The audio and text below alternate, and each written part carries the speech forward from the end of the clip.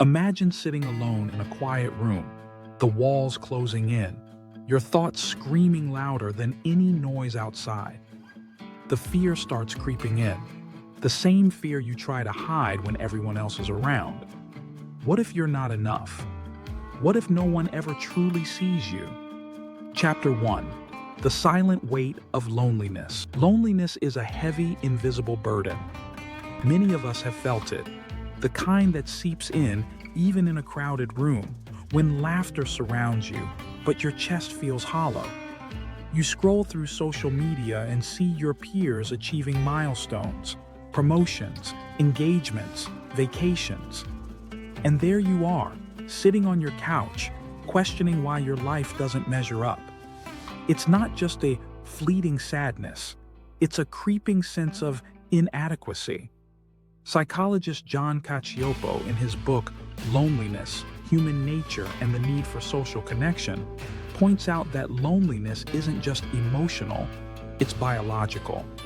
Our brains are wired to detect social isolation because, evolutionarily, being alone meant danger. This fear is deep-rooted, ancient. Have you ever stayed up at 2 a.m., scrolling through old messages, hoping someone, anyone, would reach out? That pang in your chest, that gnawing sense that your existence isn't being acknowledged. It's terrifying. And yet, we rarely talk about it. Chapter 2. The mask we wear. We live in a world where admitting we're afraid to be alone feels like failure. We plaster smiles on social media, laugh at memes with friends, and attend gatherings even when all we want is silence. But behind every laugh, there's often a fear. The fear that if you reveal your true feelings, no one will stay. It's humiliating. There's the subtle shame of crying alone in your room, of listening to a song that hits too close to home, and of realizing that the comfort you crave can't come from anyone else. We all carry moments of hidden humiliation, being rejected by someone you loved, watching someone else succeed while you're stagnant, or feeling invisible in spaces where others thrive. This fear manifests in jealousy and envy too. It's human to glance at someone else's life and feel that sting in your stomach, the sour taste of inadequacy. You want to scream, "Why them and not me?" But you don't. You bottle it up because admitting it feels shameful. And so we cling to people, social circles, distractions, anything to avoid sitting with ourselves. Chapter 3. The pressure of comparison. Comparison is a silent, relentless predator. When you're alone, it's just you and your thoughts. And those thoughts? They're brutal. You replay conversations, dissect mistakes, and remember failures with vivid clarity. Maybe you didn't get that job, that promotion, or that recognition you felt you deserved. Social psychologist Leon Festinger, the father of social comparison theory, argued that humans determine their own worth by comparing themselves to others. It's exhausting. Even when surrounded by friends, family, or colleagues, there's an underlying tension, a quiet fear that you're not measuring up. We fear being alone because when we strip away distractions, the mirror of reality reflects our insecurities. The envy, the frustration, the self-doubt, all magnified in solitude. And yet, the world tells us that independence is strength. Be self-sufficient. Be confident. Don't need anyone. The contradiction is unbearable. Chapter 4. Childhood echoes. Many of our fears about being alone trace back to childhood. Perhaps your parents were emotionally distant, or the first time you cried alone as a child, no one came. Maybe you experienced bullying, rejection, or exclusion from peers. These formative experiences leave a residue, an imprint on your psyche that whispers, you are safer when you're not alone, but also, you are never truly safe.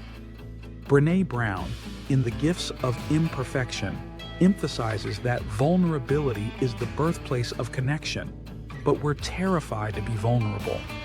As children, we learn that showing pain can be dangerous. And as adults, that lesson transforms into an almost pathological need for companionship, even if the relationships are toxic, shallow, or unfulfilling. Chapter 5. The fear of facing ourselves. Perhaps the deepest fear isn't the absence of others. It's facing ourselves. When we're alone, there's no escape from our thoughts, regrets, and unrealized potential. This confrontation is uncomfortable, even unbearable. Many of us distract ourselves constantly. Endless scrolling, binge-watching, busy work, or shallow social interactions. But the moment you stop, even briefly, that gnawing anxiety surfaces. Who am I if no one else validates me? It's frightening to acknowledge the parts of ourselves we dislike: selfishness, laziness, envy, fear. We hide them in plain sight and tell ourselves we're fine. But solitude forces honesty, and honesty is terrifying. Chapter 6. The paradox of connection. Ironically, our fear of being alone can sabotage our relationships. We cling, overcompensate, and sacrifice our boundaries, driven by the terror of isolation. We stay in friendships or romances that harm us, believing that being with someone, anyone, is better than facing the emptiness. The truth is, meaningful connection doesn't come from avoidance. It comes from understanding ourselves first.